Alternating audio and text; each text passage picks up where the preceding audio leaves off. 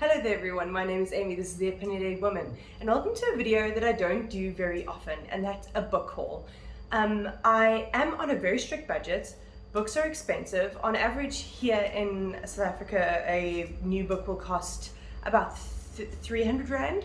But today, I went to go donate a whole bunch of stuff from a big closet clear out that I did to a charity store. And I was like, you know what, let me just go and have a look at their book section.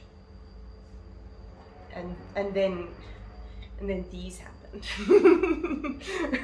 But in my defense, as I told you, a brand new book in South Africa costs 300 Rand.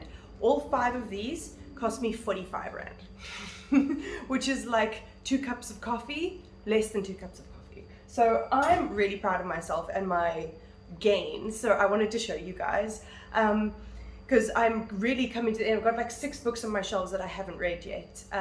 So it was time for me to stock up. So I'm going to show you. I'm also going to show you a good thing to buy at charity stores is also dog toys, because then you don't spend a ridiculous amount of money. But Hugo, do you want your bear?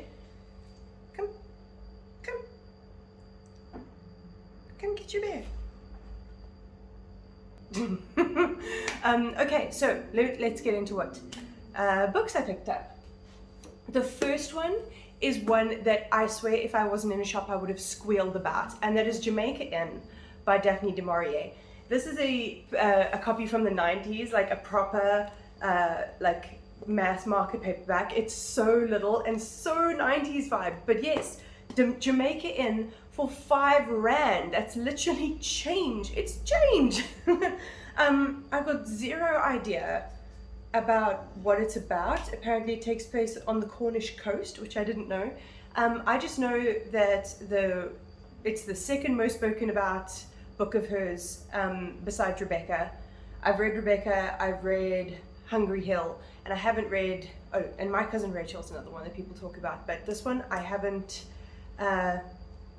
read yet, so I'm super excited to get into this one because this is on my TBR, which is really great. That's what's great about going into second-hand bookshops like this, is like the potential of finding authors that are on your TBR that have a backlist is amazing. And this is a classic. Oh, okay, I'm gonna stop talking about it now.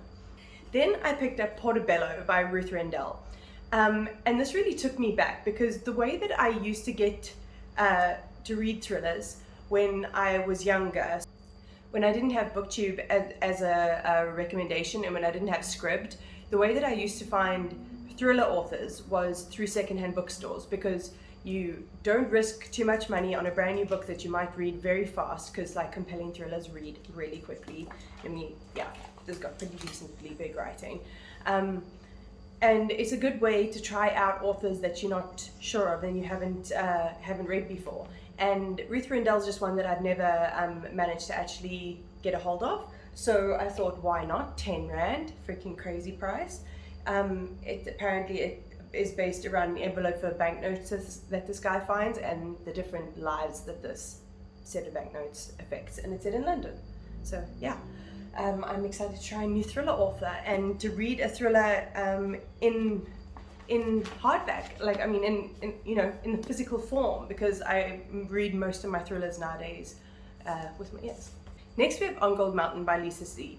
This book in particular wasn't on my TBR, but this author is. I have heard a lot about her, but I've never managed to pick her up before. So when I saw my opportunity now, I was like, I'm going with it. But this is not a novel. This is actually a memoir of her family. So it starts in 1867 when her great-great-grandfather left China to emigrate to the US. So I think that's going to be a really interesting thing to find out, like what it's like in the life of a Chinese immigrant, especially in that time period. And this year in particular, especially the beginning half of this year, I've been reading a lot of Asian fiction. And while they've been set like in Korea, Japan, Malaysia, and from authors from those places, I've not read a book with a Chinese background as far as I know. That's another treasure trove of writers that I'm yet to delve into, so I'm super excited to try that and to see. And it comes with like the old pictures and everything. Look at this fox! Yo! yeah, that's like a non-fiction written by a fiction writer is like my ideal soft spot, because that just means it's going to be really readable. Then another absolute star find was Girl with the Pearl Earring by Tracy Chevalier. I've heard about Tracy Chevalier so much because I've watched Jen Campbell's videos, and Jen Campbell absolutely loves Tracy Chevalier. I think she's interviewed her as well. But this is one I've heard a lot about. It's also on my TBR.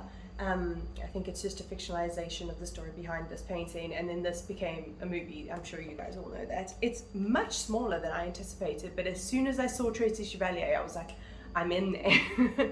I've got a book of hers saved on Scribd, but I haven't got to it quite yet, so this one has popped up into my life at the perfect time. And historical fiction, yeah, I could get my teeth into a good historical fiction. So yeah, another great find. And last but by no means least, we have a book that I didn't know about from the title, but I did from the author, and I've wanted to read her for a while, and that is The Silver Star by Jeanette Wells. The book that you've probably heard of hers is The Glass House, which is a memoir of like her really hardcore upbringing. Like she had a very intense childhood, and apparently it's really beautifully written. So I've wanted to pick her up for a while, but I haven't managed to get hold of The Glass House. But this is set, it's in the 1970s in California. It seems like a family saga.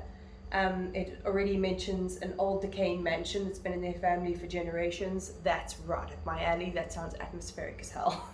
So I'm totally up to giving this a go, even though I do still want to read, it is The Glass Castle. Did I say Glass House? The Glass Castle, whatever I said. But yeah, that is the last book that I picked up. So that's all the books that I picked up. I think I got a really good haul. I got no books that I'm like iffy about. All these books I really want to dive into, and I spent hardly any money reading on a budget. And in the new year, I want to take you guys with me to do a library haul, because I haven't gone to the library that's near my new place at all. So I think that'll be a cool, exciting thing to go on, and we'll see what is available in a Cape Town library. But I hope you guys did enjoy. Please like and maybe subscribe if you did enjoy it, and tickle my bell for notifications, and I'll check you next time.